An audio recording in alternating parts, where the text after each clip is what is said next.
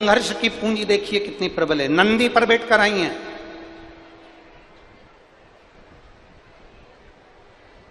आते से ही पार्वती जी ने पूछ लिया अपना घर कहां है। शंकर भगवान बोले ये पूरी पृथ्वी तो अपना घर है, अपन रहेंगे कहां। शिव जी कहते हैं पूरी पृथ्वी पे अपन ही को तो रहना है। अरे मैं पूछ रही हूं कि अपन रहेंगे कहां। शंकर भगवान कहते बस यही, ये पूरा ब्रह्मांड पूरी पृथ्वी अपना ही तो घर है। शिव जी ने कहा पार्वती, शिव जी कह रहे हैं पार्वती अब ये तुम्हारे ऊपर निर्भर करता है कि तुम्हें घर कैसा बनाना है। एक स्त्री पर निर्भर करता है कि उसका घर कैसा उसको बनाना है। एक स्त्री पर, एक नारी पर निर्भर करता है कि उसको कैसा घर बनाना है। हमने एक कथा में कहा था घर बनाने के लिए दो अच्छे चाहिए। सुनी थी कथा? अरे बोलो तो जम के। घर अच्छा बनाना है तो दो अच्छे चाहिए, पहले नंबर पर मिस्त्री और दूसरे नंबर पर स्त्री।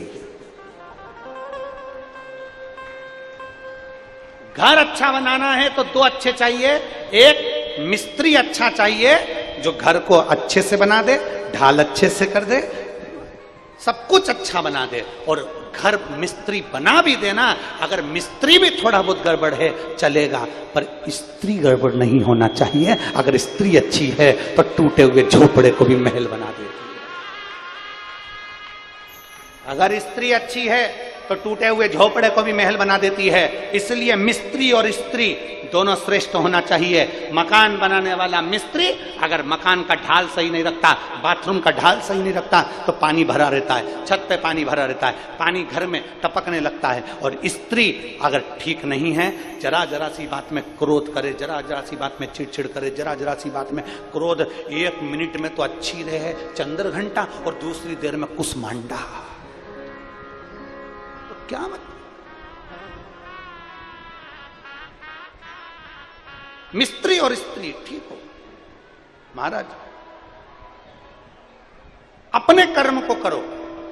शंकर भगवान माता पार्वती जी से कहते पार्वती जी तुम अपने कर्म में लग जाओ और खूब मेहनत करो अपने कर्म में। तुम में वो बल है कि तुम घर बना सकती हो। एक स्त्री में वो बल होता है कि टूटे हुए झोपड़े में भी अगर नारी संस्कारित है ना, अगर स्त्री संस्कारित है ना, तो टूटे हुए झोपड़े में भी अपनी पूरी जिंदगी निकाल लेती है। और अगर संस्कारित नहीं है ना तो 4 मंजिल का मकान भी छोटा पड़ जाता है। अगर संस्कार है तो टूटे झोपड़े में भी वो अपनी जिंदगी बना लेगी। इसीलिए हम हमारी बेटियों को हमेशा कहते हैं, थोड़ा हमारी बात का बेटियों को भी बुरा लग जाता होगा कि गुरुजी हर बार हम बेटियों से कहते हैं, पर हम अपनी भाषा में हमेशा अपनी बेटियों से कहते हैं कि बेटियों ध्यान रखना।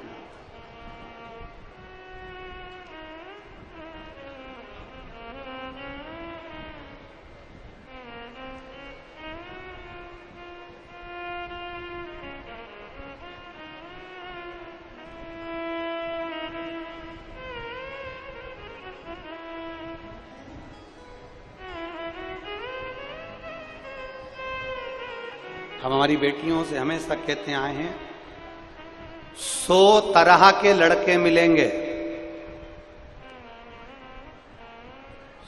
पढ़ाई करोगी, स्कूल जाओगी, ट्यूशन जाओगी, कॉलेज जाओगी, नौकरी करने जाओगी, 100 लड़के मिलेंगे, परंतु वो 100 लड़कों के साथ 100 साल की जिंदगी सही नहीं जी सकते जो तुम्हारे पापा ढूंढ कर लाएंगे उसके साथ 100 साल की जिंदगी सही जी सकते।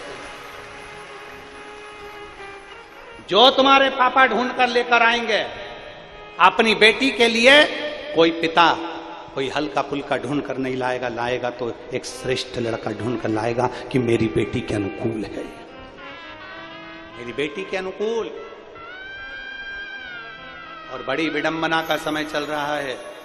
आज के जमाने में लड़के ना जाने कौन कौन से धर्म के कैसे कैसे आते हैं, भुड़ भुड़ गाड़ी लेकर आएंगे, उनकी खुद की गाड़ी भी नहीं रहती, वो तो सुधरने आई थी।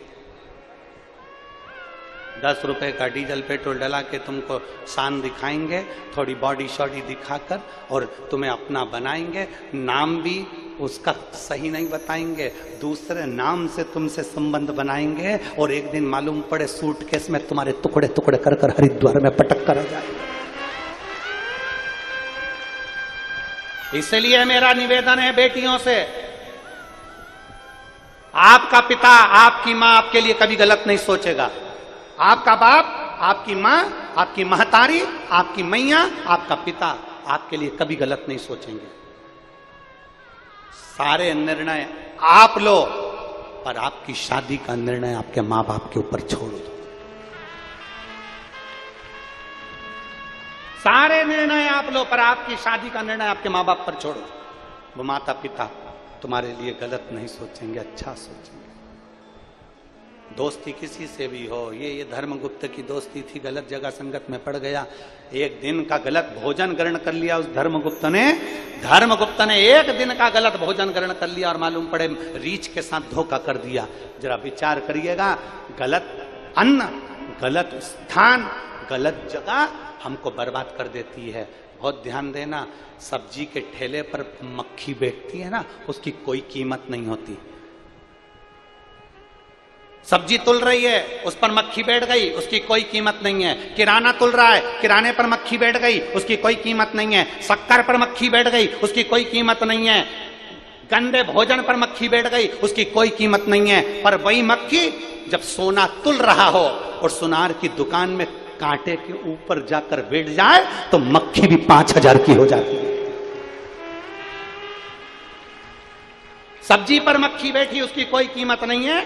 किराने पर मक्खी बैठी, उसकी कोई कीमत नहीं है। पर वो मक्खी जब सोने के कांटे पर जाकर बैठ जाती है, सुनार की दुकान पर जाकर बैठ जाती है, और सोना तुल रहा हो उस सुनार के उस पलड़े पर जाकर बैठ जाती है, तो मक्खी की कीमत हो जाती है। उसी तरह तुम इधर उधर फालतू जगह बैठोगे तो तुम्हारी कीमत नहीं होगी, पर तुम शिव के चरणों में जाकर बैठोगे तो तुम्हारी कीमत श्रेष्ठ होगी।